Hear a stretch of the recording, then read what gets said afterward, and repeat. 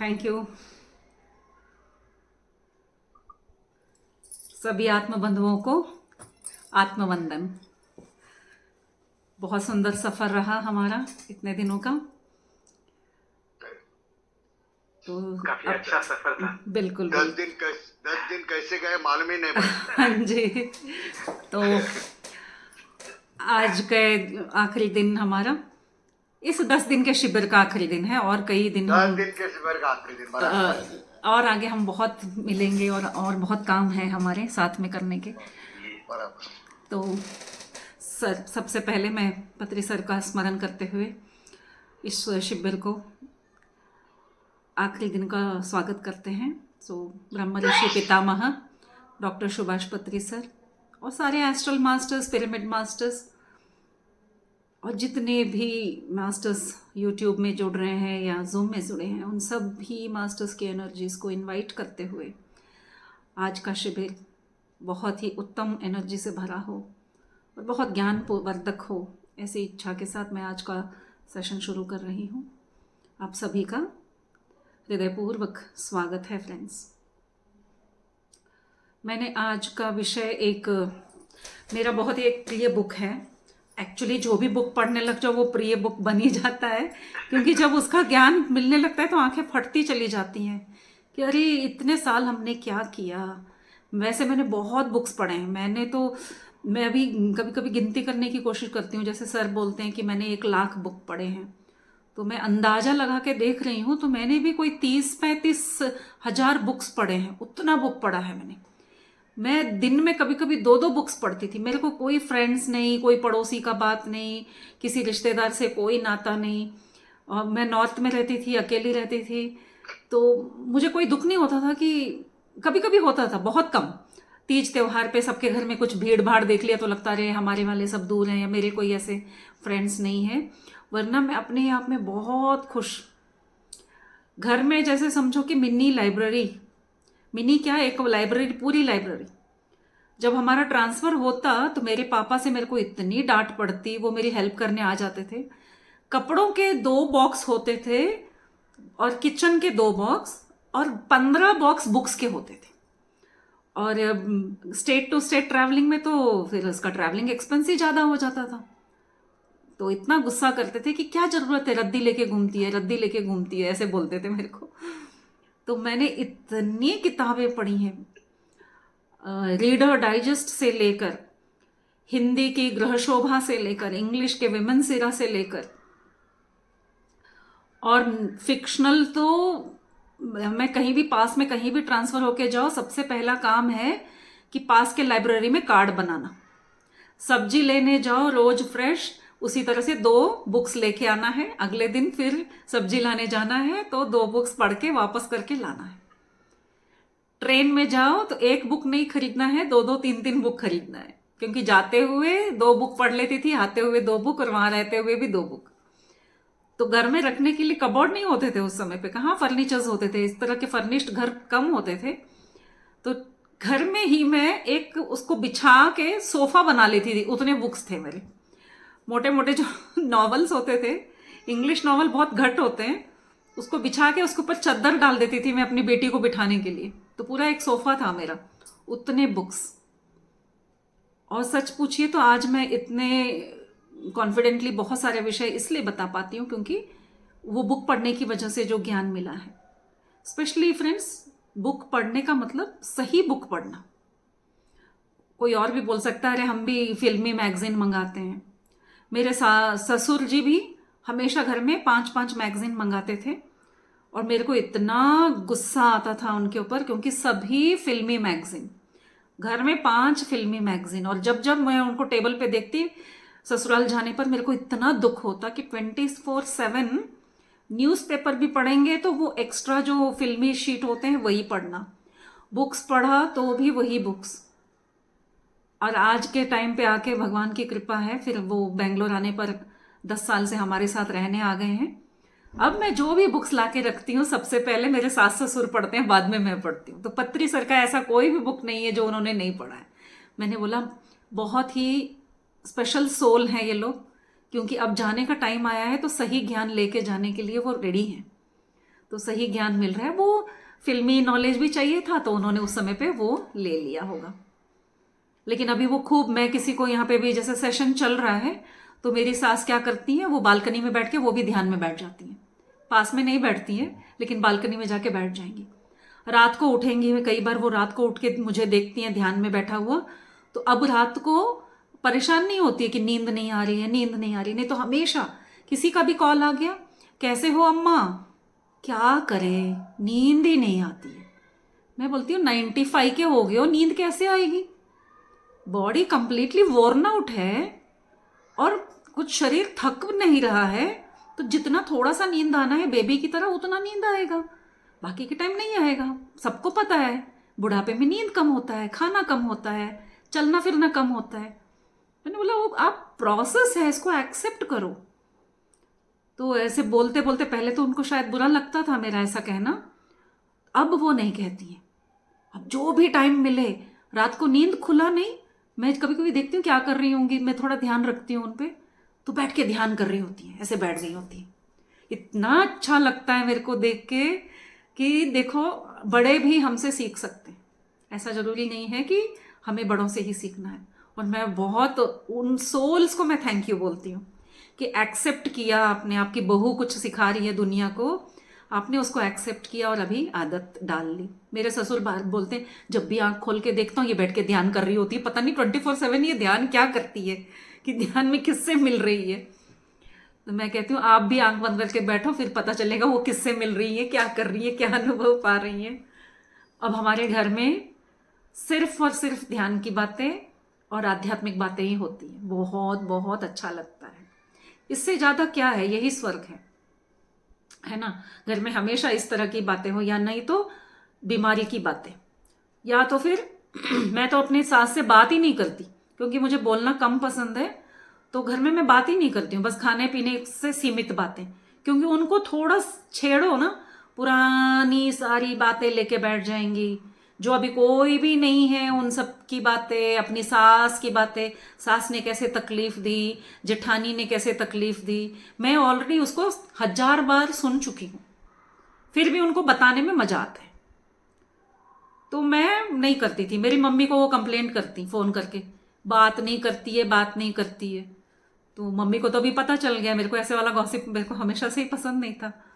तो मम्मी बोल देती वो ऐसी ही है, पहले से भी ऐसी ही थी करके वो बात को वहीं पे ख़त्म कर देती हैं। लेकिन जैसे ही अभी बदलाव आने लगा है साल 1.5 साल से, तो वो खुद पत्री सर की बहुत सारी बातें जो मुझे भी नहीं पता है, क्योंकि वो मैगजीन पढ़ती हैं, मैंने मैगजीन भी सब्सक्राइब करके रखा है। तो मेरे जो दूसरे फ्रेंड्स आते हैं उनको वो कहानियां बताती हैं, हम ऐसे डिस्कस कर रहे होते तो वो भी एक अपना कोई स्टोरी बता देती हैं। तो इस तरह से हमें अपने परिवार का माहौल बोल के नहीं करके बदलना चाहिए फ्रेंड्स। मौन की बात मैं बताऊंगी। एक्चुअली मैं आज ना द बुक ऑफ निर्धारा का डिस्कशन करने वाली थी, लेके भी बैठी थी मैं। ये मेरा फेवरेट बुक है, मैंने पहले भी बताया ना। बहुत बहुत एक एक शब्द भारी भरकम है। मैं पूरा बुक अभी कर नहीं पाई हूँ, 1 साल से पढ़ रही हूँ, बुक कंप्लीट नहीं हुआ। मैं बार बार फिर फर्स्ट पेज में जा रही हूँ, इतना सुंदर बुक है। लेकिन ये जो 4 बातें मैं बता रही हूँ बहुत आवश्यक है कि हम ध्यानियों को किस तरह से जीवन अपना प्लान करना चाहिए। हम जो कर रहे हैं ठीक है, लेकिन परिवार में किस तरह से बदलाव लाने के लिए हमारी तरफ से हम क्या कर सकते हैं, उसके कुछ उपाय जो मैंने अपने लाइफ में इम्प्लीमेंट किए हैं, मैं आप सबके साथ शेयर कर रही हूँ। मुझे हमेशा से ही, बचपन से ही बातें कम करना, शोर पसंद नहीं है, बातें कम करना पसंद है, क्वाइट रहना पसंद है। तो मैं चुप रहती, लोगों का सुनूंगी लेकिन बोलूंगी कुछ नहीं, ऐसी थी मैं। और कुछ ज़्यादा ही घिचर पिचर वाला होता है तो ऑटोमेटिकली मेरा बॉडी रिजेक्ट करता। तो सबसे पहले तो हल्का सा सिर दर्द शुरू होता, उसके बाद में वो माइग्रेन बन के वॉमिटिंग शुरू हो जाता। तो मेरी मम्मी को पता था, तो इसलिए कहीं भी फंक्शन में मैं नहीं जाती। शादी के नाम से डर लगता, ट्रैवलिंग के नाम से मेरे को डर लगता कि लोगों में मिलना है और खूब सारा खिक्की खाखा करना है, ना चाहते हुए भी मैं करती। मुझे देख के आपको लगेगा कितना तो हंसमुख है, कितना बोलती हैं, लेकिन वो मेरे मन से नहीं होता है, मुझे बोलना अच्छा नहीं लगता है। और फिर 4-4 दिन तक हेडेक, एक गैदरिंग हुआ नहीं तो 1 हफ्ते तक इतना हेडेक होता। मम्मी को तवा गरम कर करके मेरे सिर की सिकाई करनी पड़ती है, ऐसे मेरा सिर फटता। और शादी के बाद तो अब मेरे कंट्रोल में है ना। तो मैंने क्या किया, नाटक किया। मैंने घर में ऐसा नाटक किया कि जैसे मैं मौन व्रत करती हूँ। तो सुबह उठते ही, देखिए फ्रेंड्स, सुबह उठते ही मुंह को खोलना ही नहीं है। जितनी देर हो सके आंखें भी जल्दी मत खोलिए। उठने के बाद बैठ जाओ बहुत आराम से, अपने आप को महसूस करो पूरे बॉडी को। फिर धीरे से अपने हथेलियों को देखकर, जो बोलने का मंत्र है आता है तो बोलो, नहीं आता है तो हथेली को देखो। सरस्वती लक्ष्मी को याद करो, गौरी को याद करो, दुर्गा माँ को याद करो, और पूरे शरीर को छूते हुए फिर स्वर को चेक करो, और वो जो हमने बताया था वो करो। थोड़ा आराम से करो, बोलो मत। आप बोलेंगे घर में बच्चे हैं, ऑफिस जाना है, बैग पैक करना है, बोलेंगे नहीं तो काम नहीं चलेगा। यकीन मानिए उस समय पे नहीं बोलेंगे तो पूरा दिन शांति से जाएगा। सबसे ज़्यादा किचकिच और टेंशन मॉर्निंग टाइम्स घरों में होता है। ये कहाँ है, वो कहाँ है, पहले क्यों नहीं निकाल के रखा, हम बच्चों को डांटेंगे, हस्बैंड हम पे चिल्लाएंगे, जूता नहीं मिल रहा, मोजा नहीं मिल रहा, किसी का लेस नहीं मिल रहा है तो किसी का कर्चिफ नहीं मिल रहा है। अगर आप मौन व्रत में चले जाएंगे तो किससे पूछेंगे। तो पहले पहले ऐसा होता था कि वो पूछ लेते थे, मैं इशारे से भी बताती थी, फिर भी कम्युनिकेशन चल रहा है, यानी कि वहां का वो टेंशन वाला वाइब्रेशन फिर भी आदान प्रदान हो रहा है। धीरे धीरे मैंने क्या किया कि no eye contact, so no communication. इशारे से भी नहीं बात होगी, जो करना है पहले एक दिन रात पहले ही पूछ लो जिसको क्या चाहिए। अगले दिन मैं तो किसी को नहीं बोलूंगी। ऐसे मैंने 15 साल किए, और जब ये सेशन करके मैं सबको बताने लगी तो किसी दिन उन्होंने सुना, उनको अभी पता चला कि मैंने नाटक किए। यानी कि दिन में 12 बजे तक मुंह नहीं खोलना है। अन्न खाने का अगर आप कर सकते हो तो 12 बजे तक खाना भी नहीं खाना चाहिए, कुछ भी नहीं। अगर आपको कुछ पीने का आदत है तो कुछ पी लो, ठीक है, पानी P low, juice P low, जो भी है आपका। कोई मॉल्ट पीता है तो कोई काढ़ा पीता है, कोई कॉफ़ी पीता है, ठीक है, कर लो। लेकिन खाना अगर आप 12 के बाद, बातें भी आप 12 के बाद, आधा तो आप यहाँ पे ध्यानी बन ही जाओगे। ध्यान करने की भी जरूरत नहीं पड़ेगी, क्योंकि जब मुंह बंद होता है तो दिमाग भी बंद हो जाता है। जब कुछ बोलने के लिए प्लानिंग होती है तभी दिमाग के अंदर वो पूरा रिकॉर्डिंग चलता है कि अब क्या बोलूं, इसको क्या बताऊं। तो हम मल्टीटास्किंग के नाम पर अपने आप को स्ट्रेस कर लेते हैं। तो ये एक तरीका है सबसे बेस्ट, बातें कम। इवन फ्रेंड सर्कल में जाएंगे, सबके साथ एक बार मिलने पर बहुत जोर से सबसे मिल लो, बाद में शांत, उनको बोलने दो। आप देखिए कितनी एनर्जी बचती है, क्योंकि हम ध्यान से एनर्जी संग्रह कर रहे हैं। ये ऐसा होगा कि गैस सिलेंडर खरीद लिया किचन का, और कितना कम खर्चा करने के लिए कुकर यूज कर रहे हैं, 2-3 खाना एक में बनाते हैं कुकर में। क्यों? गैस की बचत। और सोचिए कि आप गैस ऑन करके भूल गए, कितना गैस वेस्ट हो जाएगा। यहाँ पे तो बचत करने के तरीके करते करते अनजाने में कभी गैस भूल गए तो कितना सारा गैस। मेरा अभी बीच में ऐसे ही हो गया था, रात को गैस कुछ पानी गर्म किया, ऑफ करना भूल गई और सुबह तक वो चलता रहा। तो मैंने बोला ये भी एक टीचिंग है, स्पिरिचुअल टैबलेट में यही तो सिखाते हैं।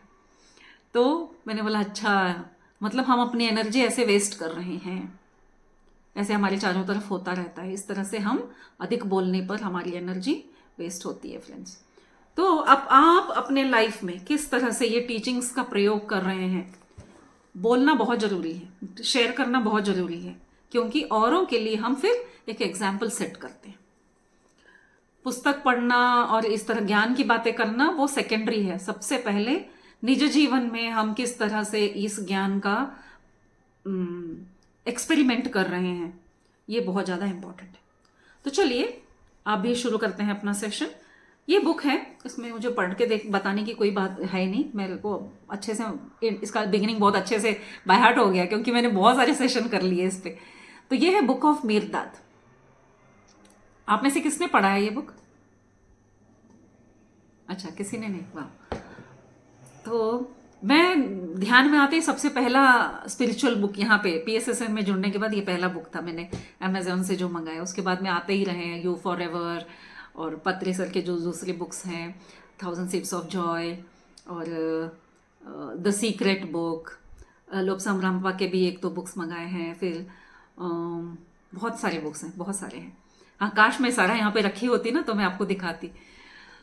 तो ये क्या है, मेरदाद कौन है, क्यों ये बुक इतना इंपॉर्टेंट है? आप सबको अगर क्रिश्चियनिटी की स्टोरीज मालूम होंगे तो उनके धर्म में ऐसा हुआ कि मानते हैं कि पहले तो मनुष्य पैदा हुए और उनका वो चला एक युग, और जब युग खत्म, युगांत होने वाला था, तब मोजेस, कौन थे ये, यस मोजेस, उनको एक स्वप्न आया कि अब पूरी दुनिया पानी में डूबने वाली है, प्रलय होने वाला है, तुम ऐसा करो कि एक बहुत बड़ा सा एक शिप बनाओ, उसको उनकी उस भाषा में आर्क बोलते हैं। तो इस तरह का एक शिप बनाओ और उसमें जितने भी जीव जंतु हैं सबके एक मादा और एक पुरुष का एक जोड़ा आप उसमें बचा लो, क्योंकि इस पूरी दुनिया को तो एक शिप में भर नहीं सकते। तो इस तरह से उन्होंने वो किया और सब लोग हंस रहे थे कि पूरी दुनिया पानी में कैसे डूब सकती है। पहली बात, कोई उसको विश्वास करने को रेडी नहीं था और बोल रहे थे पूरी दुनिया डूबेगी और तुम्हारा ही शिप नहीं डूबेगा। वो भी उस पर भी हंसे, लेकिन उसने आदेश अनुसार ऐसा किया। फिर ऐसा हुआ कि 50 दिन तक या 100 या 150 डेज तक पानी भर गया पूरी धरती पर। और okay, now I can't search. और जब पूरे धरती पानी में डूब गया, सब कुछ खत्म हो गया, और आज जो धरती पर है वो सिर्फ और सिर्फ वही जीव जंतु हैं जो उस शिप में बचाए गए थे। ठीक है, कीड़े मकोड़े, पंछियों से लेके जंगली जानवर, पालतू जानवर, सब। उस समय पे इनके परिवार में इनके 8 होने चाहिए, तो ओके, सो 3 बेटे और ये पति पत्नी, तो 3 बेटों की बहुएं और ये पति पत्नी, कुल मिलाकर 8 लोग उस शिप में आए और बाकी के सब डूब के खत्म हो गए। और जब प्रलय का पानी उतरा तो इनका शिप एक जगह पे खड़ा हुआ था, और वो था किसी पहाड़ी के चोटी पे, किसी पहाड़ी के चोटी पे उनका शिप वहां पे रह गया। पानी सब नीचे आ गया, अब शिप तो नीचे नहीं ला सकते, तो वो आर्क वहीं पे रह गया पहाड़ी के ऊपर। और सहज रूप से देखिए उस शिप ने इनको बचाया है, तो उसको वो भगवान का स्वरूप मानेंगे, मंदिर का स्वरूप मानेंगे। तो ऐसा हुआ कि ये 8 लोग, उन्होंने एक कमेटी बनाई, एक मीटिंग करके, कि अब आगे से जो भी पॉपुलेशन बढ़ेगा, जनसंख्या बढ़ेगी, उनमें हमें न्याय धर्म इसकी स्थापना करनी है, ये जिम्मेदारी हम 8 लोग लेंगे। तो वो जो पापा थे, मोसेस थे, उन्होंने बोला कि हम 8 नहीं 9 लोग हैं। तो बच्चों ने पूछा हम 8 नहीं 9 लोग कैसे हुए पापा, हम तो 3, हमारी बीवियां 3, आप मम्मी पापा 2, 8 ही हो गए हम।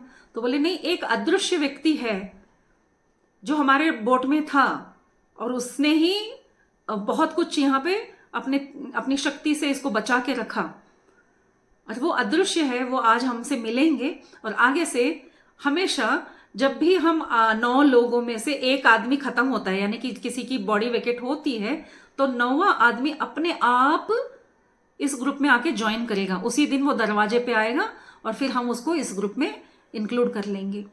तो इन्होंने एक अपना एक चर्च के तरह बनाया, 9 लोगों का कमिटी, और इनकी बातें, जो भी संख्या बढ़ती गई लोगों की, सब इनकी बात मानते। तो इनका एक पावरफुल एक टीम था और बहुत ही आश्रम की तरह उन्होंने बना के उसे चलाया। लेकिन देखिए, जब इस तरह का एक पावर मिलता है इंसान को, तो इस तरह से कई साल बीते, जब ऐसा पावर मिलता है तो इंसान ईगोइस्ट होके अहंकार में आ जाता है जब पावर आता है। तो ऐसा ही हुआ, कई साल बीत गए। एक बार की बात है, जब वहां पे 9 लोग जो थे उसमें से एक की डेथ होती है, तो एक बंदा उनके दरवाजे पे आता है कि मैं 9वां इंसान हूं, 9वां मेंबर हूं, मुझे अपने टीम में ले लो। तो वो दिखने में दीन गरीब दिखने वाला था। तो ऑलरेडी जो यहाँ पे 8 लोग थे, उसमें से एक सीनियर देखने में थोड़ा बुजुर्ग थे, उनमें अहंकार भर चुका था। अहंकार किसका? अधिकार का अहंकार। और करते करते क्या हुआ कि जब देखो पुजारी लोग तो मंदिर के पुजारी काम नहीं करते हैं, तो हम क्या बोलते हैं, इसलिए पंडित लोगों को दान धर्म करो, वो तो कमाते नहीं हैं, जो हम देंगे वही तो वो बेचारा अपना ख्याल रखेगा। इस तरह से बाकी के लोग इस आश्रम को डोनेशन देते रहते। जैसे जैसे डोनेशन देने लगे और उनका विश्वास बढ़ता गया तो ज़्यादा डोनेशन देने लगे। तो क्या हुआ, ये आश्रम अब बड़ा होके एक बहुत बड़ी संस्था, एक राज्य की तरह, राजा की तरह रहने लगे वो लोग। जो एक आश्रम के साधुओं की तरह रहना चाहिए था, बजाय उसके पावर की वजह से और पैसा खूब कंट्रीब्यूशन होने की वजह से वो अपने आप को बहुत ही पावरफुल मानने लगे। और उनमें जो अहंकार था, तो वो जो नवा आदमी आया तो उन्होंने उसको स्वीकार नहीं किया, उन्होंने गुस्सा किया उस पर। अपनी हालत तो देख, तू आएगा हमारी कमेटी का मेंबर बनकर। बाकी के लोगों ने बोला नहीं, पहले ही शासन में लिखा हुआ है कि अपने आप खुद से जो आएगा वो भगवान का बंदा होगा, उसको हमें ऐड करना ही होगा। तो वो गुस्सा करते हैं कि नहीं, नहीं करना है, मैं इसको तो काम वाला भी नहीं रखूंगा, इतनी गंदी हालत में है, इसको मैं काम झाड़ू पोछा के लिए भी नहीं रखूंगा। लेकिन वो भी जिद में अड़ता है कि मुझे आपके यहाँ पे ज्वाइन करना है, मुझे रख लो, मुझे रख लो, मुझे रख लो। यहाँ तक कि उसकी इंसल्ट करते हुए वो बुजुर्ग उनके मुंह पे थूक भी देते हैं, थूक के बोलते हैं छी चल भाग यहाँ से, तेरा चेहरा कितना गंदा है, तू कितना गंदा है, तुझे हम तो रखेंगे ही नहीं। लास्ट में आके इतना वो मिनती करके बोलता है कि आप लोग जब नहीं रहोगे ना, तब मैं झाड़ू पोछा करके आपका इतना सेवा करूंगा, मुझे रख लो। तो एट द एंड वो मान जाते हैं और उसको सेवा के लिए रखते हैं। और इसी तरह से 7 साल बीत जाते हैं। वो सेवक एक शब्द ना बोलते हुए काम करते रहते हैं और वहां पे चल रहे अन्याय को देखते रहते हैं। और खूब अन्याय हो रहा होता है कि घूस लेना, पैसा लेना, ऐसा सब चल रहा होता है। बाकी के लोग थोड़ा ठीक रहते हैं, बस एक ही ये है जो थोड़ा गलत काम कर रहे होते हैं। बाकी के लोगों को ये काम वाला बन के जो आए हैं वो पसंद आते हैं, क्योंकि वो बहुत ही शांत होते हैं और बहुत अच्छे सलाह दे रहे होते हैं। तो क्या हो जाता है, यहाँ पे सीक्रेटली उनका मन इसके ऊपर आता है कि इसको हेड ऑफ द टीम बनना चाहिए। 7 साल गुजर जाते हैं। तो एक बार किसी बात पे तकरार होती है, उस समय पे वो मुंह खोलते हैं और फिर गुस्सा करते हैं कि कितना अन्याय करोगे, एक लिमिट होता है, तुमने लिमिट क्रॉस कर दिया। और फिर उनका अपना एक अवतार, जो वो एक्चुअली भगवान के पुत्र होते हैं, तो वो अपना एक एनर्जी दिखाते हैं कि तुम अब मेरे एक शासन का एक बुक है जिसको बुक ऑफ मिर्दाद बोलते हैं, ये बुक तुम्हारे पास मैं छोड़ जाऊंगा। आगे चल के कई साल बाद कोई आएगा जो ये बुक आपसे लेगा और पूरी दुनिया में पब्लिश करेगा, ये बातें दुनिया के कोने कोने तक पहुंचेगी और ये जिम्मेदारी तुम्हारी है। और तब तक तुम कोई शब्द नहीं बोल सकते, तुम्हारे मुंह से कोई शब्द नहीं निकलेगा, तुम बोल ही नहीं सकते। और तुम इसी पहाड़ी पर अकेले रहोगे और इस पहाड़ी पर कोई नहीं रहेगा, ये सुनसान पहाड़ी हो जाएगी, यहाँ पे कोई नहीं आ सकता है। जो ये बुक ढूंढते हुए कई साल बाद आएगा, उस समय पर जब तुम ये बुक उसको पास ऑन करोगे, तब तुमको मुक्ति मिलेगी। ऐसा कह के वो बाकी के जो 8 और लोग होते हैं ना, 7 और लोग होते हैं, उनको लेके आकाश मार्ग से चले जाते हैं। तो ये है कहानी की बैकग्राउंड। और आज की कहानी में जो ये एक्सपीरियंस कर रहे हैं वो लेखक एक स्पिरिचुअल पर्सन होने की वजह से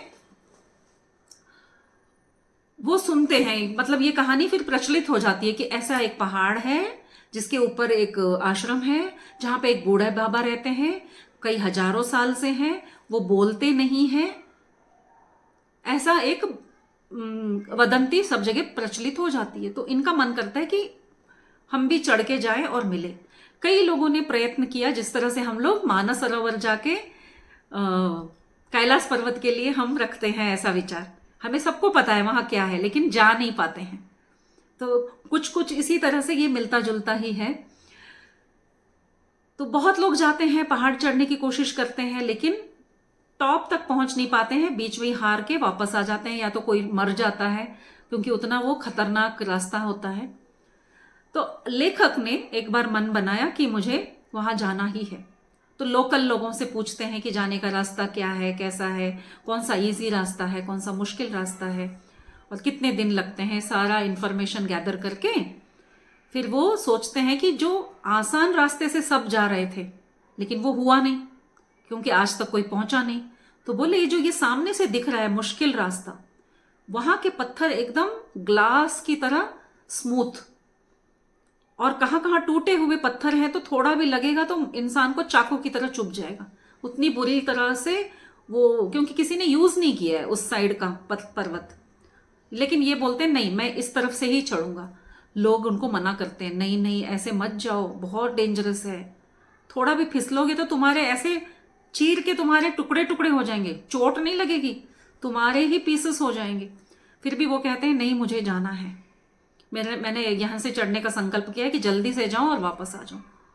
तो वो तैयारी करके, उस समय के कपड़े देखो, ये कहानी तो बहुत ही हजारों साल पहले की है, तो उस तरह के कपड़े वकड़े पहन के, और 7 ब्रेड लेके जाते हैं कि एक हफ्ता भी अगर लग जाता है जाके आने के लिए, तो कुछ तो खाने के लिए बीच बीच में रखना चाहिए, बाहर उधर जाके क्या मिलता है नहीं मिलता है नहीं मालूम है। तो 7 ब्रेड लेके निकल जाते हैं। पहले पहले तो देखते हैं कि अरे कितना आसान है, लोग मूर्ख हैं जो आसान तरीके से चढ़ रहे थे, ये बहुत ही और आसान लग रहा है, ऐसे सोचते हुए वो चढ़ने लगते हैं। फिर जैसे थोड़ा ही दूर गए हैं उसके बाद से चढ़ना मुश्किल हो जाता है, तब उनको तौबा तौबा लगता है कि अरे मैंने क्या कर दिया, इतना सबने समझाया फिर भी मैंने ये रास्ता चुना।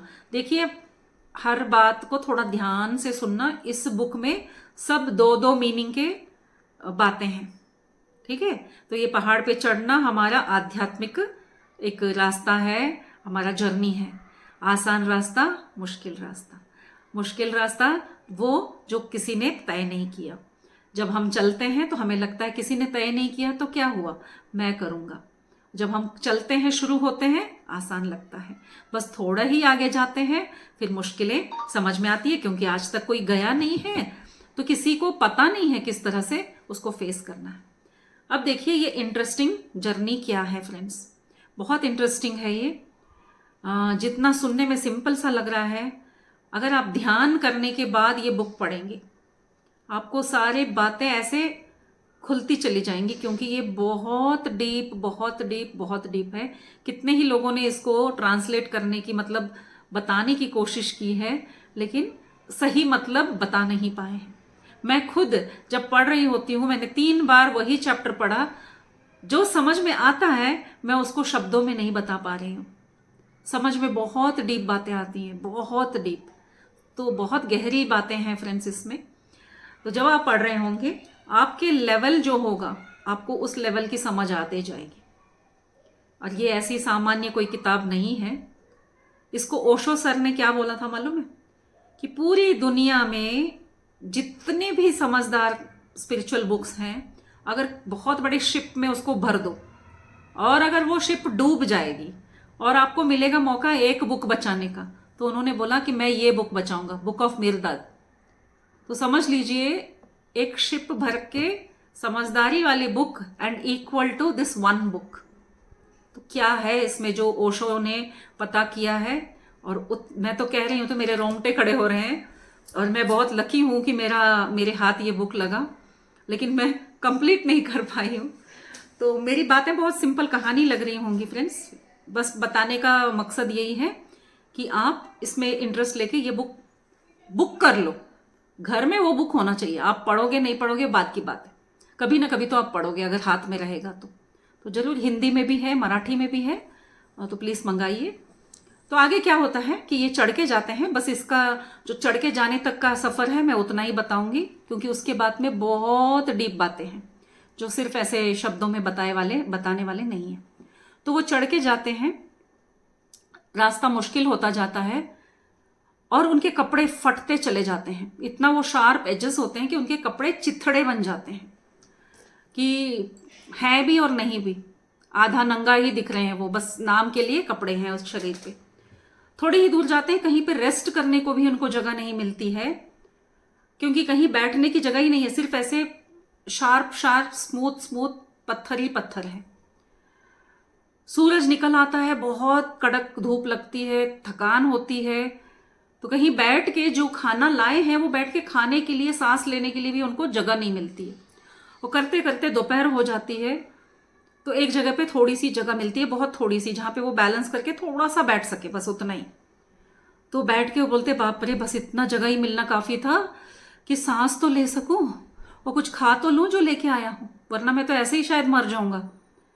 और जैसे ही उन्होंने अपना ब्रेड निकाला खाने के लिए, ऐसी जगह में घूम रहे हैं जहाँ पे कोई इंसान कभी गया ही नहीं है, और जैसे ही उन्होंने ब्रेड निकाला, इमीडिएटली उनके सामने एक लड़का आ जाता है जिसके पास बहुत सारी भेड़ बकरियां होती हैं। और ऐसे सुनसान जगह में और इतने मुश्किल रास्ते में भी वहां पे वो आराम से बकरियां भी चढ़ रही है और वो लड़का भी चढ़ रहा है, और आके इसके सामने खड़ा हो जाता है। तो जब हम कुछ खा रहे होते हैं और हमारे सामने कोई खड़ा रहता है तो हम बोलते हैं ना कि आपको भी चाहिए, क्योंकि बेचारा ऐसी सुनसान जगह में है, इसको खाने को मिलता है नहीं मिलता है। तो वो पूछते हैं कि आपको ब्रेड चाहिए। इतना पूछना ही काफी था, तो वो लड़का उनसे ब्रेड ले लेता है, बोलता है हाँ मेरी बकरियों को ब्रेड बहुत पसंद है और बहुत दिन हो गए मेरी बकरियों ने ब्रेड नहीं खाया, और झट झट इनके सारे ब्रेड लेके अपनी बकरियों को खिला देते हैं, खुद नहीं खाते हैं। ये बोलते हैं अरे पागल है लड़का, तूने भी नहीं खाया और मेरे खाने के लिए भी नहीं बचाया, बकरियों को ब्रेड दे के बैठ गए इस जगह में, बाद में खाने को क्या मिलेगा हमको। वो कुछ नहीं सुनता है, वो सारे बकरियों को ब्रेड खिला के अपने रास्ते चल देता है। और इनको इतना गुस्सा आता है कि क्या पागल लड़का मिला मेरे को, ये क्या हो गया, अब मैं भूखा, कितने दिन लगेंगे ऊपर चढ़ के वापस उतरने में, कितने दिन तक मुझे भूखा रहना पड़ेगा। इस सोच के साथ वो निकल रहे होते हैं। फिर लड़के को मतलब गुस्सा करते हैं कि तुम कितने कम अकल के हो। तो वो उसको बोलता है तुम कम अकल के हो, तुम जिस रास्ते पे जा रहे हो, तुम सोच रहे हो सिर्फ 7 ब्रेड लेके चलोगे तो तुम्हारी जर्नी कंप्लीट हो जाएगी। तो बोला तो क्या मैं पूरा बैग भर के लेके आता, लेकिन उसने जवाब नहीं दिया और चला गया। तो ये सोचने की बात थी कि इस जर्नी में खान पान का और व्यवस्था करते हुए अगर हम जर्नी करेंगे तो जर्नी इजी नहीं होगी। जैसे हम भी करते हैं, व्रत करेंगे, व्रत वाले दिन ही अधिक खाना होगा। अरे आज व्रत है, चलो फ्रूट्स, एक्स्ट्रा फ्रूट्स मंगाओ, आज व्रत है, आज बहुत अच्छे से हेल्दी खाना खाना चाहिए, इसलिए साबूदाने की खिचड़ी भी बनाओ तो साबूदाने के पकोड़े भी बनाओ तो साबूदाने की खीर भी बनाओ। अन्य दिनों से भी ज्यादा खाना व्रत वाले दिन खाया जाता है। तो इस तरह से वो बताते हैं अगर आप आध्यात्मिक जर्नी में हो तो अन्न के ऊपर आपको बिल्कुल ध्यान भी नहीं देना है। तो इसलिए उसको डिपिक्ट करता हुआ, उसको सूचित करते हुए ये उसमें एक छोटी सी घटना घटी। तो आगे चलते हैं और वो सोचते हैं अरे बाबा इतना मुश्किल रास्ता है, शाम होने से पहले कहीं पर रेस्ट कर सकूं, मैं रात बिता सकूं, ऐसी कोई जगह मिल जाए तो ठीक है, वरना मैं तो ऐसे ही लटकता हुआ ही रात को, और अंधेरा हो जाएगा तो दिखेगा भी नहीं, चढ़ेंगे तो कैसे चढ़ेंगे, तो लटकते रहना पड़ेगा जहां खड़े हैं वहीं पे अंधेरा होते ही। तो बोलते हैं ऐसी हालत से तो अच्छा है जल्दी से कोई जगह ढूंढ लो। थोड़ी और आगे जाते हैं और अंधेरा होने लग जाता है, ठंड पड़ती है क्योंकि ऊंचाई पे जाते हैं तो ठंड लगती है। तो ऊपर जा रहे हैं, इसी बीच थोड़ी जगह मिलती है तो सोचते हैं शायद मुझे यहाँ पे थोड़ी देर को रेस्ट करने का जगह ठीक है, मैं रात भी हो जाता है तो मैं यहाँ रात बिता लूंगा। और भूखे हैं, कपड़े फटे हैं, ठंड भी लग रही है, इतनी देर तक धूप भी बहुत लगी, तो बहुत टायर्ड फील करके बैठे ही होते हैं। और ऐसे आंख बंद करते हैं तो आवाज आती है उनको, तो आंख खोल के देखते हैं सामने एक बूढ़ी लेडी और एक सुंदर सी युवती खड़ी है जो बिल्कुल नंगी है, बिल्कुल उसके शरीर के ऊपर एक भी कपड़ा नहीं है। और वो अपने उस लड़की को बोल रही इधर आ जा, इधर आ जा, यहाँ पे कोई है, आ जा इधर आ।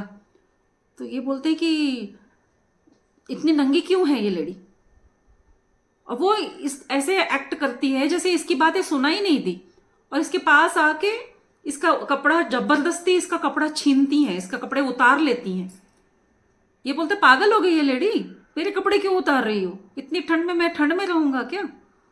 तो वो कुछ जवाब नहीं देती है, बस इसके कपड़े सारे उतार के उस लड़की को पहना देती है। तो इसके तन के कपड़े भी छिन गए। और वो बस लड़की को बोलती है चलो हम अपना थोड़ा आराम से बैठते हैं कहीं जाकर कपड़े पहन के। इसको कोई जवाब भी नहीं दे रही है, इसको कोई रास्ता भी नहीं बता रही है, और उसको बोलती है कि तुम निकलो यहाँ से, ये हमारी जगह है, हमें बैठना है। तो बोलता कहाँ जाऊँ मैं, रात कैसे बिताऊँ, कहीं गिर जाऊँगा तो मर जाऊँगा, मुझे ऊपर तक जाना है। वो कोई जवाब नहीं देती है। और जगह इतनी छोटी जगह होती है कि 3 लोग के बैठने या खड़े होने की भी जगह नहीं होती है। तो वो ऐसे जबरदस्ती घुस के आते हैं तो उसको हटना ही पड़ता है वहां से। सोचता है चलो 2 कदम और आगे जाके कहीं और जगह देख लेते हैं। इसी तरह से 2 कदम और आगे जाते हैं तो एक छोटी सी एक गुफानुमा एक बहुत जगह मिलती है। तो बोलते भगवान अच्छा हुआ वहां से मैं निकल के आ गया, थोड़ा मुझे आराम करने की जगह मिली, क्योंकि कपड़े भी उतर चुके हैं, अब ठंड से भी बचना है। तो जैसे ही वो गुफानुमा जगह पे, बहुत बड़ी गुफा नहीं है, बस बैठने लायक गुफा है, मतलब छोटी सी एक सेफ स्पॉट है। जैसे ही वहां पे बैठते हैं एक बूढ़ा बूढ़ी आ जाते हैं वहां पे एकदम, और लालटेन लेके, और इतने प्यार वाले बूढ़ा बूढ़ी होते हैं। वो अपने वाइफ को बहुत ही प्यार से बुला रहे होते हैं कि डार्लिंग आजा, डार्लिंग बैठते हैं, डार्लिंग रेस्ट करते हैं, डार्लिंग। तो ये बोलते कहाँ घुसे जा रहे हो आप लोग, जगह तो है नहीं, एक ही लड़का मैं हूं जो बैठ भी पाता हूं, उतनी ही जगह है, आप लोग आ रहे हो। तो वो उनकी बात नहीं सुन रहे दोनों बुढ़ा बुढ़िया, बस अपनी डार्लिंग को बुला रहे कि आजा, देख तेरे लिए मैं कितनी अच्छी जगह ढूंढ लिया, रात हम यहाँ पे बिताएंगे, बहुत प्यार करेंगे, रोमांस करेंगे, बहुत अच्छी जगह है, एकदम कंफर्टेबल है, आजा आजा आजा करके उसको बुला रहे हैं और इसको धक्का देके निकाल रहे हैं। तो बोलते कैसे लोग हो आप लोग, किसी ने मेरी रोटी छीन ली तो किसी ने मेरे कपड़े छीन लिए, अब जो थोड़ी सी जगह में मैं रेस्ट करना चाह रहा हूं उस जगह को भी आप लोग ऐसे छीन रहे हो। मैं जाऊं तो कहाँ जाऊं, इतने अंधेरे में एक कदम दिख नहीं रहा मेरे को। बोला एटलीस्ट तुम्हारा लालटेन तो दे दो भाई। देखो सब कुछ उपमा ही है, तो हम देखते जाएंगे जर्नी में कैसे होता है। लालटेन मांगते हैं हम चाहते हैं कोई गुरु आए और हमें रोशनी दिखाए, कोई आए और हमें रास्ता दिखाए। लालटेन का सिंबॉलिज्म ऐसा है। तो वो बोलते हैं कि नहीं, तुम्हें लालटेन दे दूंगा तो क्या मैं अंधेरे में बैठेंगे हम, चल निकले यहां से, ऐसे करके हमें रोमांस करने दो, ऐसे करके उसको डांट देते हैं। तो वो वहां से भी निकलते हैं और अंधेरे में उनको रास्ता दिखता नहीं है, 2 कदम चले नहीं और वहां से गिर जाते हैं। और गिरते हैं तो उनको लगता है कि एक बहुत बड़े खाई में गिर गया हूं।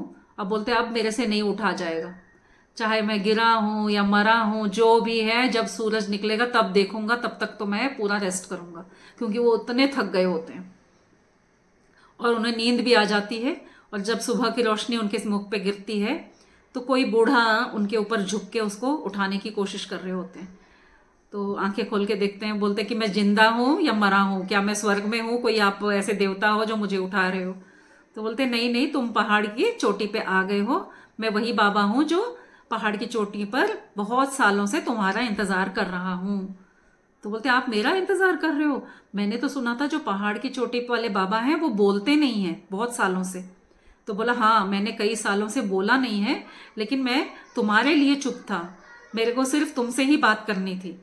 तो बोला लेकिन उन्होंने तो मेरे को अंधेरे में भेज दिया और मैं इतनी खाई में गिर गया था, लेकिन आप बोल रहे हो कि मैं पहाड़ की ऊंचाई में आया हूं। फिर वो उनको बोलते कि ऊपर खड़े होके तो देखो, वो यहीं पर है वो गुफा भी। तो सब कुछ वहीं वहीं पे होता है और उसको लगता है कि बहुत लंबा रास्ता तय करके आया हूं।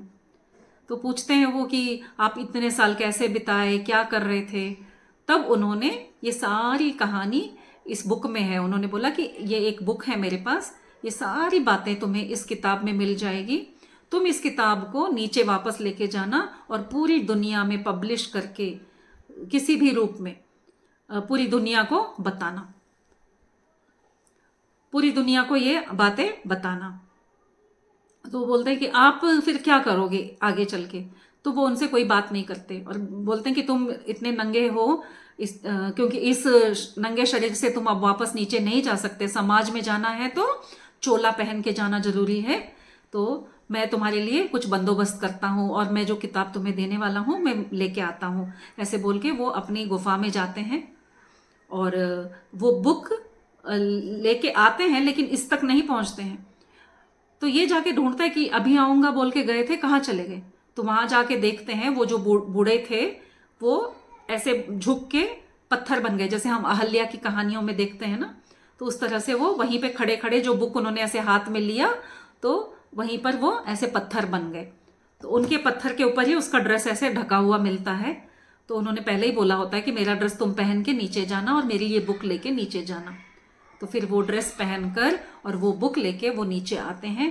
फिर जब ये पढ़ते जाते हैं उसके बाद में अलग आगे के चैप्टर्स में एक एक स्टोरी नहीं है, किस तरह से इंसान को जीना चाहिए, किस तरह से इंसान को जो समझना है ना वो सारी बातें, कि प्यार क्या है, जीवन क्या है, सांसें क्या है, सृष्टि क्या है, ऐसा एक एक विशेष रूप से विश्लेषण करते हुए इस बुक में चैप्टर्स बनाए गए हैं और बहुत सुंदर तरीके से बताया गया है।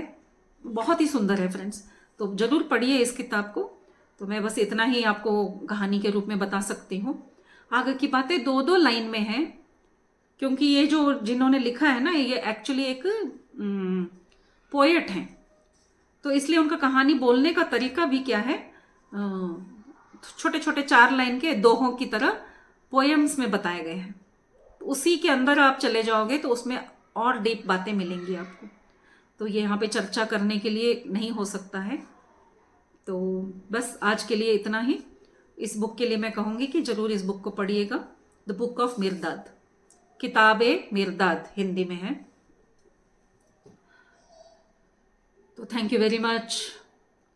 बुक का नाम क्या है मैम? किताबे मिर्दाद। किताबे मिर्दाद,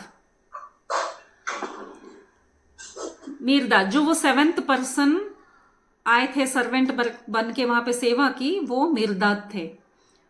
तो उनका नाम मिर्दाद था, जो भगवान के बंदे थे जिन्होंने बहुत सारा ज्ञान सबको दिया। तो वो ज्ञान की बातें ही इस किताब में हैं। किताबे मिर्दाद, इंग्लिश में द बुक ऑफ मिर्दाद। स्पेलिंग क्या है? मिर्दाद, पुस्तक दिखाओ उसको। मिर्दाद, द बुक ऑफ MIRDA। ये Mirza. Thank you ma'am. Okay, so thank you very much. Madam Marathi में नाम नहीं मालूम है, लेकिन मैंने देखा है स्पिरिचुअल बुक्स जो भी हैं ज़्यादातर मराठी में अवेलेबल हैं, तो आपको मिल जाएंगी। आप इवन बुक डाल दोगे नाम मराठी करके डालोगे गूगल सर्च में, अमेजोन में भी आपको मिल जाएगा। Okay, thank you friends. चलिए, थँक यू व्हेरी मच। जी, कोणाला काही प्रश्न विचारायचे आहेत किंवा काही तुम्हाला चर्चा करायची या संदर्भात एंट्रेस करा। मैं चाहूँगी कि अगर आपने बुक्स पढ़े हैं तो आगे के सेशंस में, मैं अपने सेशन में ऐसा एक नियम बनाया था मैंने, सब डरते थे मेरे सेशन में ज्वाइन करने के लिए, इसलिए सेशन स्टार्ट होते ही सबको एक बुक दिखाना है जो वो पढ़ रहे हैं, क्योंकि स्वाध्याय बहुत इंपॉर्टेंट है। और पहले के 15 मिनट कैमरा सबका ऑन होगा और सब कैमरा के सामने बैठ के ही बुक पढ़ेंगे, उसके बाद में ही ध्यान और उसके बाद में ही स्वाध्याय। बेस्ट। अगर दूसरी बार यही करेंगे, ऐसा ही करेंगे। एक बुक दे दो हमें, ये नहीं तो ये बुक हम लोग लेके आएंगे। नहीं, आपका मर्जी का बुक आप पढ़ो, उसका मर्जी का बुक वो पढ़ेगी, मेरा मर्जी का मैं बुक, ऐसे लाइब्रेरी होगा लेकिन ओपन होगा, सब जरूर कैमरा ऑन करके पढ़ेंगे। एक मास्टर है 1 आवर के लिए करते हैं, वो 1 आवर पढ़ना जरूरी है। एवरी नाइट 1 आवर पढ़ना, 3 आवर्स मेडिटेशन कंपल्सरी। उसमें रोज 100 लोग के ऊपर जुड़ते हैं उस सेशन में, सब पढ़ते हैं, सबका मुंह उधर कैमरा ऑन रहता है, सब दिखता है स्क्रीन के ऊपर। ये एक बहुत अच्छी आदत है, मेरे ही सेशन में करने की जरूरत नहीं है, इसको हमें हर सेशन वाले को इसको आदत बनानी चाहिए, क्योंकि बहुत लोगों का पढ़ने का मन है। बहुतों ने मुझे बताया कि मैडम आपकी वजह से हम आज बुक पढ़ पा रहे हैं, घर में इतने बुक्स पढ़े हैं लेकिन आज तक हम उसको लेके बैठ नहीं पाए थे। तो ये एक अच्छा मौका होता है कि बुक लेके साथ में मिलके बैठ के हम पढ़ रहे हैं। तो चलिए, कुठले वाचले? सिद्धायन वाचले ना आपण? शिंदे सर, येस काय सिद्धायन आपण वाचलं नाही तेच? शितायन झाला सिद्धायन झालं आणि कुठलं घेतलं होतं? अच्छा मैम, हम लोग क्या करते मालूम है, अभी समझो आपका सेशन हुआ एक सब्जेक्ट के ऊपर, जैसा कि दैनंदिन जीवनात अध्यात्म बोल के एक मराठी सब्जेक्ट था क्या, तो सेशन 10 दिन का था। तो हम लोगों ने वही सब्जेक्ट लेके 10 दिन हम लोगों ने अपना अपना राय बताया। एक एक घंटा उसमें ये किया, 10 लोगों ने रिवीजन किया। रिवीजन बोलते हैं क्या। अभी दूसरा एक सब्जेक्ट है, कौन सा है,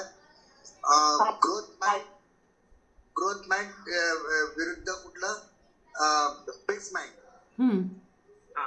फिक्स माइंड मानसिकता। ये सब्जेक्ट 6 दिन चला। तो उसका स्टडी है ना, कल से हो रहा है। कल पहला दिन है। ओके। क्या आणि भारतीने घेतलं ते मृत्यूनंतरचं जीवन आत्मा की यात्रा लिया, भारतीने आत्मा की यात्रा आत्मा की यात्रा भी पूरा बुक पढ़ा। अच्छा, आत्मयोगी लेकिन मेरी एक सजेशन क्या है। है, हम लोग ऐसे करते, लेकिन ये अपने आइडिया जो बताया वो सही लगा मेरे। यस, कि सब लोग पढ़ेंगे। हाँ, क्योंकि मैं पढ़ती हूँ, मेरे हिसाब से कुछ और समझ में आता है, आप पढ़ोगे आपके हिसाब से कुछ और समझ में आएगा। ये क्लासरूम नहीं बनना चाहिए, क्योंकि ये मेरी अपनी पर्सनल जर्नी है। जब मैं बुक से जुड़ती हूँ तो बुक के एनर्जी से जुड़ती हूँ। बुक पढ़ने का मतलब यहाँ पे कोई लेसन नहीं हो रहा है, क्लासरूम नहीं है ये। जब हम सबके सामने मैं पढ़ूंगी, अभी जैसे मैंने बोला, लेकिन मैं जो अनुभव किया पढ़ने के टाइम पे वो आप अनुभव नहीं करोगे। तो इसलिए आपके हाथ में फिजिकल बुक होना जरूरी है। कैमरा ऑन करो, ऐसे बैठ के अपना पढ़ो। कैमरा ऑन करो, जाके वहां पे सोफे पे बैठ के पढ़ो, चलता है। कैमरा ऑन, आप दिखना चाहिए कि आप बुक पढ़ रहे हो। मैं बताती हूँ आपको इसका फायदा एक और हुआ कि कितनी मम्मी लोग जुड़ रहे थे ना, तो बच्चे भी बोले मम्मी आपके साथ हम भी पढ़ेंगे, मालूम है। तो मम्मी के साथ बच्चे भी अपना बुक लेके बैठे सेशन में। तो जो मम्मी उनको बोल रही थी कि बुक दिलाया, बच्चे बुक पढ़ो बुक पढ़ो बुक पढ़ो, नहीं पढ़ रहे थे, सेशन की वजह से बच्चों में भी वो आदत आ गई। अब आज भी 1 साल 1.5 साल हो गया मुझे ये शुरू करके। आज भी लोग मिलते हैं तो बोलते हैं मैडम आपने जो शुरू किया उसके बाद से हमने बहुत बुक्स पढ़े, हमारे बच्चे भी बुक्स पढ़ रहे हैं।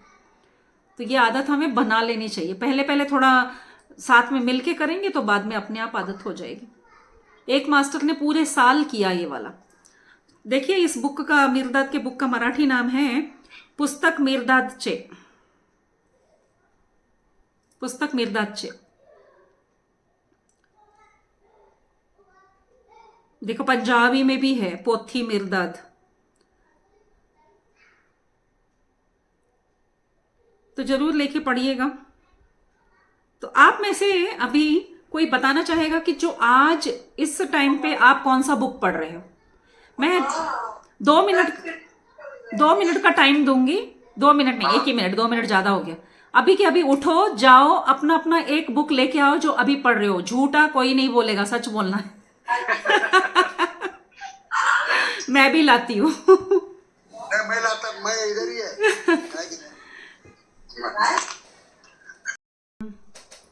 मैम मुझे पता था आप बुक के बारे में पूछने वाली है ऐसा। तो मैं सचमुच ये बुक पढ़ी रही हूँ। हाँ बाबा जी की किताब है। हाँ हाँ। नाम बताइए आप। अकल्पित विराट वज्र, बाबा जी, उनको महाअवतार बाबा जी के ऊपर है। उनको पिन कीजिए सर, वर्षा जी को पिन कीजिए। यस मैडम, हाँ जी, मैं ये 2 बुक पढ़ रहा हूँ अभी। अब एक एक करके दिखाएंगे। पहले हम वर्षा जी का देखते हैं, एक एक करके सब अपना बुक्स दिखाएंगे जी। और ये बुक लिखी है जी। गुरुनाथ सिद्धनाथ जी योगीराज। बुक दिखाओ, ऐसे ऐसे बुक दिखाओ। ये तो उल्टा होता है। नहीं नहीं, आप दिखाओ, कोई बात नहीं, आप ऐसे दिखाओ, सीधा रख के। मुंह के पास नहीं रखना है, ऐसे सीधा। हाँ अच्छा, न्यू एनर्जी बाबा जी का, ओके ठीक है। ये मैं बहुत धीरे धीरे पढ़ रही हूँ मैम, मुझे Yes. बहुत अच्छी लग रही है। Very good, thank you. और बाबा जी के एनर्जी से मैं कनेक्ट हूँ मैम, पहले Thank भी you. मैंने बताया था आपको। थैंक यू यार, वेरी नाइस। नेक्स्ट देखते हैं, हम सबका देखना है ना, जल्दी जल्दी। नेक्स्ट कौन है, दिखा रहे हैं? किसी ने अभी बोला।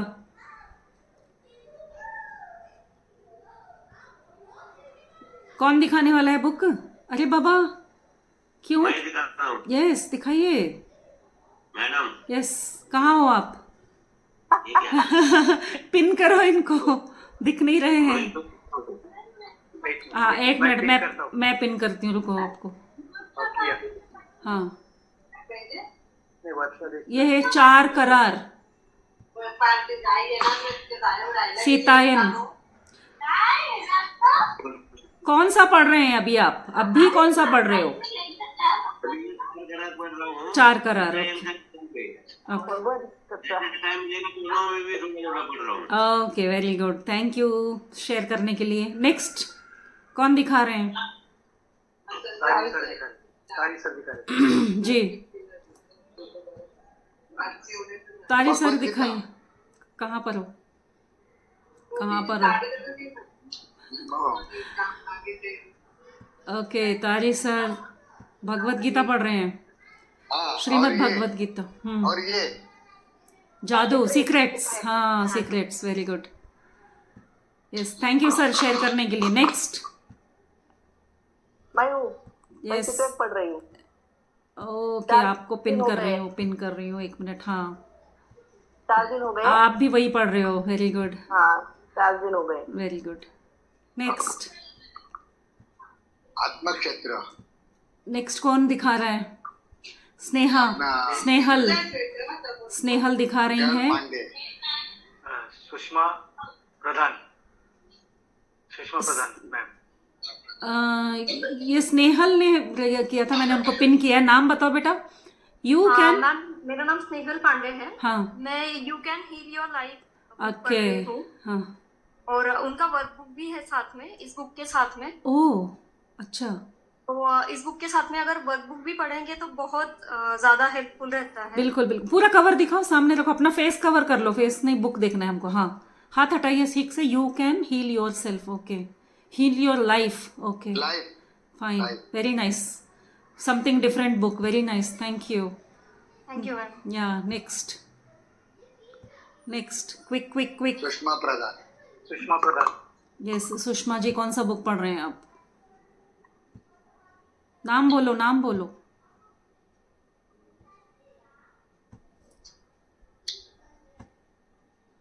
फकीर भरूचा का। द फकीर, ओके नाइस।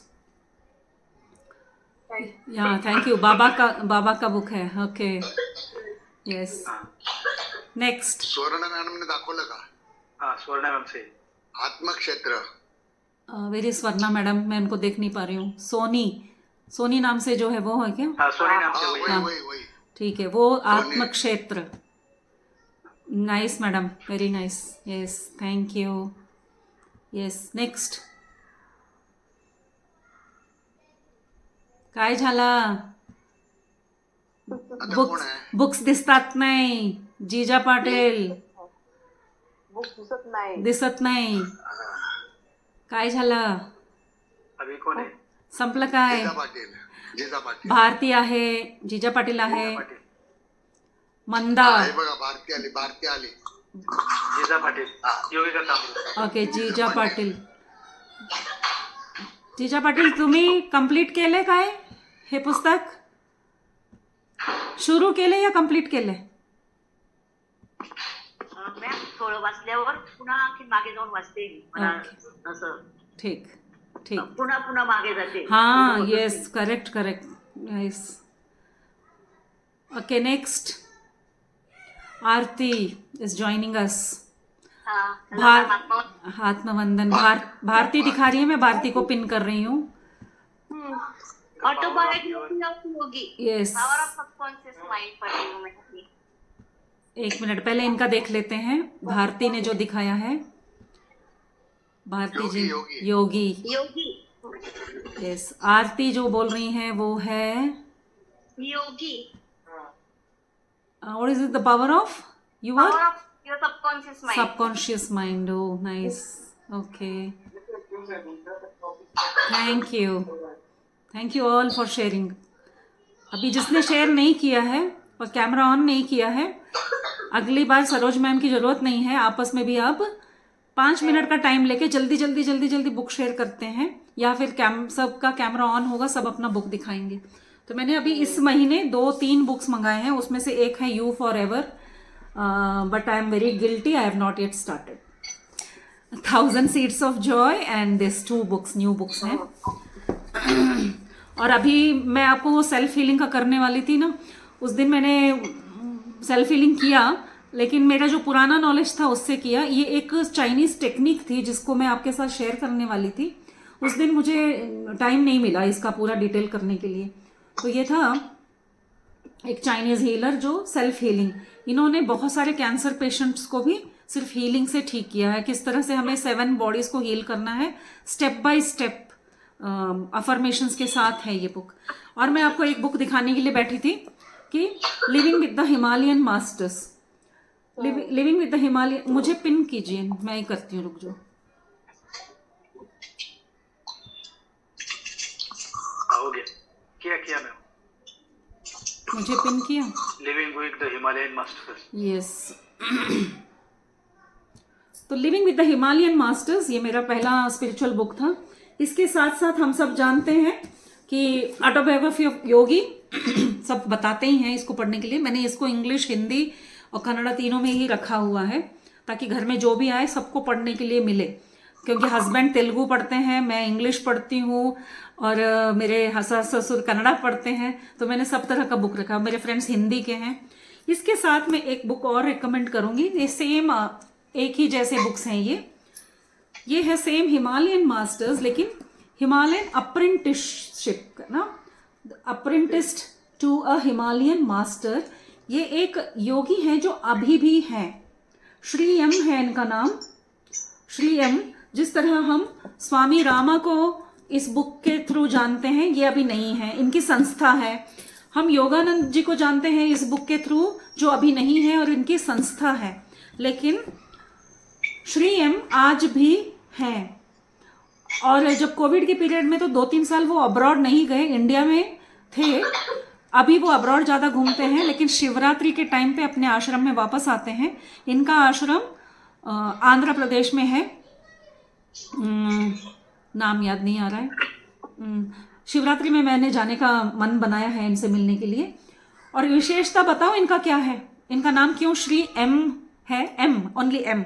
अगर आप यहाँ देखिए, श्री एम, ये एक्चुअली मुस्लिम है, और इतना हमारे आध्यात्मिकता के बारे में जानते हैं जितना हम में से कोई जानते ही नहीं है। क्योंकि ये महाअवतार बाबा जी से दीक्षा प्राप्त करे हुए हैं, इनका वो जो अट्यूनमेंट बोलते हैं, दीक्षा हुई है स्वयं महाअवतार बाबा जी से। तो मेरी इच्छा है कि जो ऑलरेडी स्वयं महाअवतार बाबा जी से जो मिले हैं, ऐसे किसी व्यक्ति से हम भी मिल सके। तो इस वजह से मैं इनसे मिलना चाहती हूँ। तो इस तरह के नॉलेज को हमें और प्राप्त करते जाना चाहिए। स्पिरिचुअल बुक्स का मतलब सिर्फ स्पिरिचुअल ही नहीं होते हैं फ्रेंड्स, ज्ञानवर्धक बुक्स को पढ़ना है। तो ये एक बुक है, मैं और बुक नहीं निकाल पाई, एटॉमिक हैबिट्स। जब मैंने नया जर्नी शुरू किया तो मैंने बुक रीडिंग में एटॉमिक हैबिट्स को इंक्लूड किया। एटॉमिक हैबिट्स है छोटी छोटी आदतों से हम कैसे अपने सक्सेस को पा सकते हैं, अपने आप को बदल सकते हैं। बहुत सुंदर तरीके से बच्चों के लिए बहुत अच्छा है, या फिर जो कोई अपनी आदतें बदल नहीं पा रहे हैं उनके लिए बहुत अच्छा है। इसी तरह से जापानीज बुक है Ikigai, the book of Ikigai, वो किताब भी बहुत अच्छी है। तो बुक रीडिंग में आप ये सब बुक्स आप इंक्लूड कर सकते हैं। I have both the books, Atomic Habits and Ikigai also. I already read. Oh right, great. तो चलिए आज की बातें यहाँ तक समाप्त करते हैं और ध्यान में चलते हैं। और जिसने बुक नहीं दिखाया है उनसे रिक्वेस्ट है कि प्लीज़ इस बात को इतना लाइटली मत लीजिए कि क्या बच्चों की तरह बुक दिखा दिया। आपको पता नहीं है, जब आप रोज़ बुक निकाल के पढ़ने बैठेंगे इसकी इम्पोर्टेंस आपको समझ में आएगी। तो मैं म्यूट ऑल कर रही हूँ, किसी के घर से बहुत डिस्टर्ब हो रहा है। या थैंक यू वेरी मच। तो चलिए ध्यान में चलते हैं। 45 मिनट्स ऑफ ध्यान। जो किताब आपने पढ़ा, अभी शुरू किया है, कहाँ गया मेरा वो न्यू बुक, अपने हाथ में लीजिए, अपने सामने रखिए। एक सीक्रेट बताती हूँ मैं बुक रीडिंग का।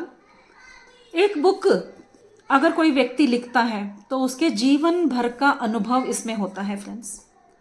हम चाहे इसे एक दिन में या एक हफ्ते में पढ़ेंगे तो हम उस जीवन को एक हफ्ते में जिएंगे। वो सारा नॉलेज जो उसने अपने पूरे जीवन में पाया है, हम एक दिन में या एक हफ्ते में वो नॉलेज पाएंगे। अब हम ध्यानी हैं, इसलिए क्या होगा, जब कोई किताब लिखेगा तो कितने श्रद्धा से, कितने इमोशंस के साथ और कितने फोर्स के साथ लिखेगा कि मुझे ये बात बतानी है मेरे पाठकों को, है ना। वो तीव्र इच्छा के साथ वो बुक लिखता है। तो वो जिस उद्देश्य से वो किताब लिख रहा है वो नॉलेज मुझ तक पहुंचे, क्योंकि हम तो सिर्फ वर्ड्स पढ़ेंगे। अगर ऊपरी तौर पे, जैसे मैंने मिर्दाद की कहानी सुना दी, आपने बैठ के तो बच्चों की तरह हाथ बांध के कहानी सुन ली। एक्चुअली जब ये बुक लिखी गई है, किस मकसद से लिखी गई है, इसके पीछे का राज क्या है, चाहे वो 10 पेज की एक छोटी किताब क्यों ना हो।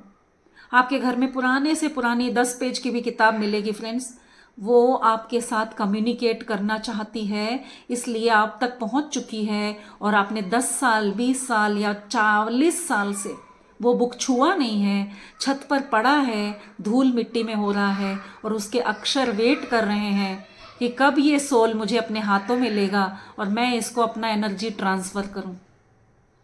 इसी वजह से हमारे सनातन धर्म में बुक्स को एक देवता का रूप दिया, सरस्वती का नाम दे दिया कि उसको इतनी रिस्पेक्ट दो, क्योंकि वहाँ पे एनर्जी का एक गिफ्ट रैप बैठा हुआ है। जब आप उसको हाथों में लेके उनके अक्षरों को अपनी आँखों से देखते हो, इसलिए आप यूट्यूब में या फिर ई बुक्स में कितना भी पढ़ लो, लेकिन जब तक आपके हाथ में एक बुक नहीं आएगी, पेपर का स्पर्श, पेपर कैसे बनता है, ट्रीज, नेचुरल कनेक्शन, अर्थ कनेक्शन तभी होता है। तो आज हम ऐसा करेंगे, जो बुक आप पढ़ रहे हो उसको अपने सामने रखो, उसके ऊपर हाथ रखो, उसकी एनर्जी से कनेक्ट करो कि ऑथर जो मैसेज मुझे इस बुक के थ्रू देना चाहते हैं, वो सारा ज्ञान, वो सारा मैसेज मुझे मिले। और फिर हम डीप ध्यान में जाएंगे। एक अनुभव मैं बताती हूँ। मैं बहुत लकी हूँ, मुझे बहुत अच्छे ध्यानी ज्ञानी मिले हैं। मैं मिली एक छोटे से बच्चे से जो 20-21 साल का था। जब पत्री सर यहाँ पे आए थे तब वो भी आया था। पीएमसी कन्नड़ा का ओपनिंग था, ऑफिस ओपनिंग, और वो खेतप्पा सर के साथ आया था। छोटा बच्चा, बहुत ही शर्मीला सा। उनके घर में उसके दादा दादी और वो उसकी मम्मी जॉब करने के बावजूद दिन में कितने घंटे ध्यान कर सकता है बोलिए कोई? 10-12 घंटे उनके घर में 3 साल से ध्यान ही ध्यान होता था। तो वो लड़का क्या करता था, कितना समझदार देखिए। मैं उस बच्चे की फिदा हो गई मैं, क्योंकि उसके द प्रोसेस ऑफ थिंकिंग जो है ध्यान की वजह से ऐसा बदला। आज भी मैं उससे बहुत क्लोज हूँ, तो मैं उसके साथ आज भी रिश्ता बना के रखती हूँ। उस बोलता कम है, लेकिन बोलता है तो एकदम उसमें वजन होती है बात में। तो ऐसा हुआ वो मेरा फ्रेंड जैसा बन गया। मेरा बेटा है वो, स्पिरिचुअल बेटा बोलती हूँ मैं उसको। तो मुझे बुक्स पसंद है, और बेंगलोर नहीं, ऑल ओवर इंडिया होता है एक ओपन बॉक्स बुक एग्जीबिशन कुछ लगता है, जहाँ पे करोड़ों बुक्स, जैसे एक शादी का हॉल होता है ना, उसका डबल साइज का हॉल लेते हैं और करोड़ों बुक्स वहाँ पे होते हैं, ऐसे फैले हुए होते हैं, हर तरह के बुक्स आपको मिलेंगे। तो मैंने बोला कि ऐसा एक बुक एग्जीबिशन है और मेरा जाने का मन है, और 3 दिन का होता है, और फर्स्ट 2 डेज मेरा मिस हो गया। तो मैंने उसको बोला कि आज तो मैं जाके रहूँगी, मेरे को जाना ही है। तो पता है उसने कितने सिंपल से मुझे एक तरीका बताया। मैं वो तरीका आपसे शेयर करती हूँ, किसी को मत बताना नहीं, सबको बताना। उसने बोला कि आप इतना अगर चाहते हो हर बुक से कनेक्ट होना, तो आप ऐसा करो, आप जहाँ वहाँ जाओगे ना, ध्यान में बैठ जाना। मैंने बोला हैं, एक बुक एग्जीबिशन में जाके मैं ध्यान में बैठूंगी, बुक नहीं देखूंगी? बस इतना ही बोला you connect with all the books masters, जो लेखक हैं उनके एनर्जी से आप जुड़ जाना और ध्यान में बैठना। बस only 1 word. He is also like 1 संत। एक वाक्य बोल के चुप हो जाता है, बाद में कुछ नहीं बोलता है, क्योंकि एज डिफरेंस की वजह से उसको लगता होगा कि मैं क्यों इतना ज्ञान कैसे दे सकता हूँ, छोटा हूँ ऐसे करके। तो मैं गई, पहले तो उसकी बात मैं बहुत मानती हूँ क्योंकि मैं उसको सच में एक संत ही मानती हूँ। और मैंने देखा इतना बड़ा हॉल, मैंने बोला मैं पागल हूँ, मैं यहाँ पे ध्यान में बैठूंगी, सब लोग मेरे को बोलेंगे यहाँ पे बुक्स देखने के बदले ये आंख बंद करके बैठी है, पागल लेडी कोई आ गई है। तो देखिए चमत्कार, मैं गई, एंटर किया, इतना बड़ा हॉल देखा। और वो एक शायद वो वेडिंग के लिए या फिर फंक्शंस के लिए यूज़ होता था वो हॉल। तो दूर कोने में स्टेज भी था और स्टेज के ऊपर 5 सीटर बड़ा बड़ा 2 सोफा रखा हुआ था। एक सोफा लोगों की तरफ मुंह करके रखा था तो दूसरा सोफा कोने में उस तरफ मुंह करके दबा के रखा हुआ था। मैंने बोला ओ माय गॉड, मेरे आने से पहले मेरे लिए ध्यान की जगह बन चुकी है। मैंने बोला मैं उस कोने में जाके बैठूंगी, कोई मुझे देखेगा भी नहीं, किसी को पता नहीं चलेगा। तो पहले तो 2 घंटे में सारे बुक्स को मैंने खूब पागल की तरह घूम के देख के बड़ी खुश हुई, खूब वीडियो बनाया। अब वापस जाने का, हस्बैंड को बुक्स का इंटरेस्ट नहीं है, वो बाहर वेट कर रहे हैं, बोलने लगे कब चलोगे कब चलोगे। तो 2-3 घंटा होने के बाद मैंने बोला चलो ठीक है, जल्दी से ध्यान करके चले जाएंगे। और मैं गई स्टेज पे, ये आगे के चेयर पे, सोफे पे बच्चे उछल कूद करके अपना एंजॉय कर रहे थे। मैंने बोला और अच्छा है, कोई मेरी तरफ देखेगा नहीं। और मैं जाके उस पर चढ़ के उस तरफ मुँह करके बैठ गई। और थॉट यही था कि जितने भी बुक्स हैं यहाँ पर, उन सारे ऑथर्स के एनर्जी से मुझे जुड़ना है। ये थॉट लेके मैंने ध्यान में बैठा। आंख बंद करते ही इतने सारे हाथ मेरे सिर के ऊपर मुझे महसूस हुआ कि सब अपना एनर्जी मुझे दे रहे हैं। जितने भी मास्टर्स हैं वहाँ पे, मतलब जिसने भी बुक लिखा है सब मास्टर्स ही होंगे। इतना अच्छा लगा, इतना आनंद आया मुझे। लेकिन फिर ये ब्रेन काम करता है ना। मैंने बोला कैसे हो सकता है, ठीक है एनर्जी कनेक्ट, ये तो रोज की बातें हैं, लैंग्वेज हमारी, ये क्या सच में होता है? तो मैंने चेक किया, ठीक है। जाने के टाइम मैंने जो बुक्स देखे थे उस लाइन को छोड़ के दूसरी जगह से मैं निकली। जैसे मैं पास हो रही हूँ, मैं सिर्फ ऐसे नजर डाल रही हूँ बुक्स के ऊपर और मुझे पता चल रहा है सिर्फ ऊपर के कवर को देख के कि उसके बुक के अंदर क्या लिखा है, इसमें क्या होगा। मैंने बोला ऐसे कैसे मालूम होता है।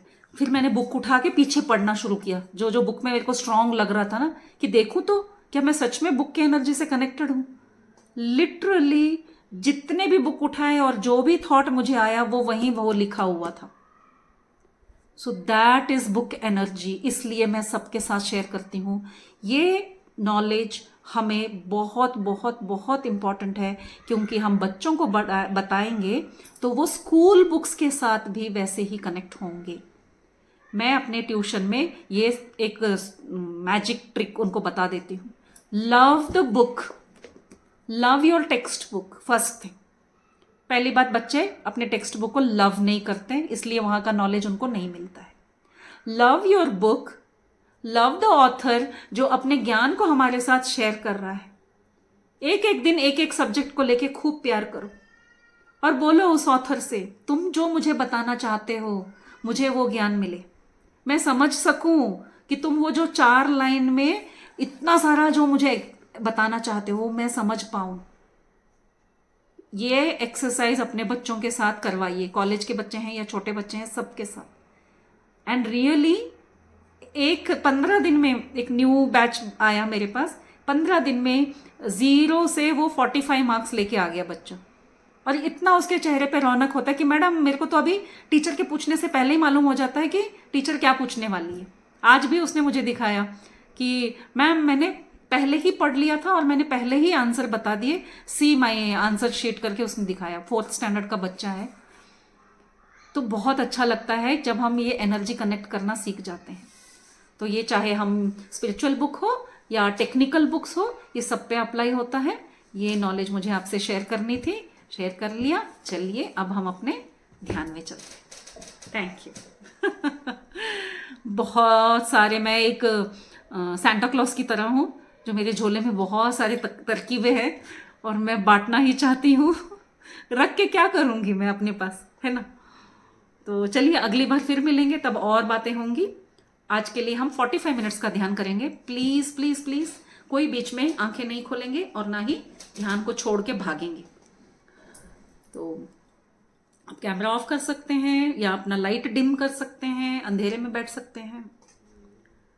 तो चलिए ध्यान में बैठते हैं, ध्यान की तैयारी कर लीजिए। और जो बुक, कोई भी ग्रेट मास्टर्स, कोई बुक नहीं है, पत्री सर का अगर आपके पास कोई भी बुक है उसको लेके बैठिए और वहाँ के नॉलेज से जुड़ते हुए ध्यान में चलेंगे।